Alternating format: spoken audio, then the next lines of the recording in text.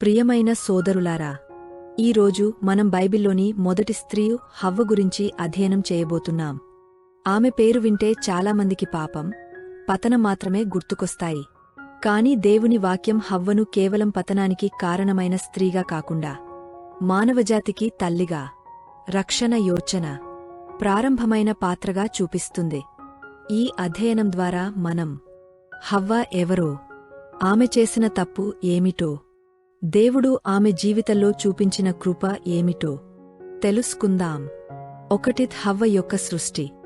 దేవుడు ఆదామును సృష్టించిన తరువాత ఇలా అన్నాడు. ఆదికాండము 2:18లో మనుష్యుడు ఒంటరిగా ఉండుట మంచిది కాదు, అతనికి తగిన సహాయిని చేయుదును. దేవుడు హవ్వను మట్టితో కాకుండా ఆదాము పక్కెముకతో సృష్టించాడు.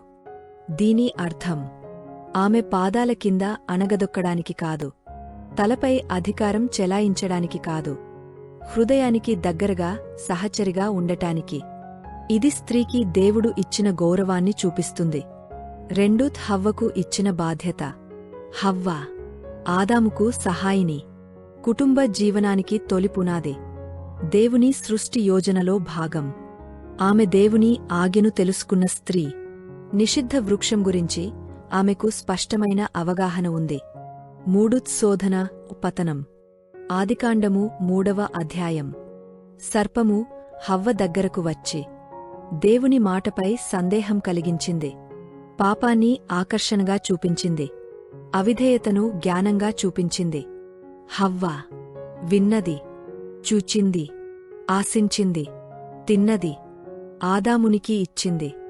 ఇది ఒక్క క్షణంలో జరిగిన తప్పు కాదు, క్రమంగా జరిగిన పతనం. ఇక్కడ ఒక సత్యం గుర్తుంచుకోవాలి. పాపానికి హవ్వ ఒక్కరే బాధ్యురాలు కాదు, ఆదాము కూడా మౌనంగా ఉన్నాడు. 4 పాపం ఫలితాలు. ఆదికాండము 3:16-19లో పాపం వల్ల దేవునితో ఉన్న సంబంధం తెగిపోయింది. శ్రమ, వేదన, మరణం లోకంలోకి వచ్చాయి. కానీ ఇక్కడే దేవుని స్వభావం కనిపిస్తుంది.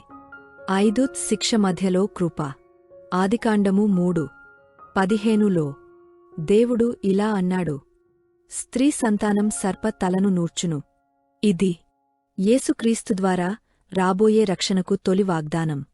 పాపం వచ్చిన చోటే ఆశ మొదలైనది.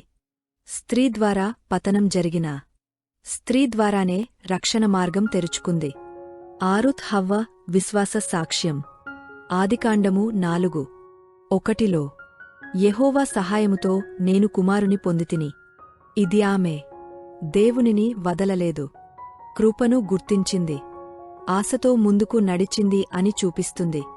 ప్రియమైన సోదరులారా, హవ్వ జీవితం మనకు చెబుతుంది. హవ్వ కేవలం పతనానికి కారణమైన స్త్రీ కాదు, ఆమె మానవజాతికి తల్లి, దేవుని కృపను అనుభవించిన స్త్రీ, రక్షణ యోజనలో భాగమైన స్త్రీ. మన తప్పులు దేవుని యోచనను ఆపలేవు. ఈ బైబిల్ స్టడీ నచ్చితే లైక్, షేర్, సబ్స్క్రైబ్ చేయండి.